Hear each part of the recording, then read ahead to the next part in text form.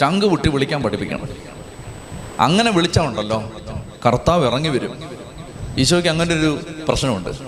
ആരെങ്കിലും കരഞ്ഞാൽ ആ കണ്ണുനീരിന്, ദൈവത്തിന് ബലഹീനതയുണ്ട്. ബലഹീനത എന്നറിയാമോ? ദൈവത്തിന് ഒറ്റ ബലഹീനതയേ ഉള്ളൂ, കർത്താവിന്.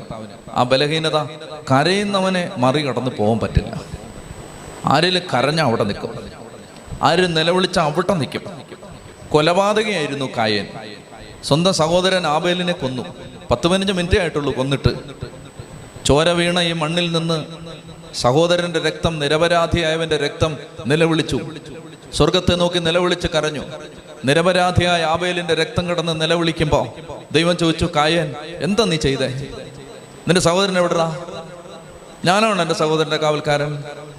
അപ്പൊ ദൈവം പറഞ്ഞു, നിന്റെ സഹോദരന്റെ ചോര കുടിക്കാൻ വാ പിളർന്ന മണ്ണിൽ നീ ശപിക്കപ്പെട്ടവനായിരിക്കും എന്നും പറഞ്ഞിട്ട് അവനെ നോദ് എന്ന് പറയുന്ന ഒരു ദേശത്തേക്ക് ദൈവം ഓടിച്ചു വിടുമ്പോൾ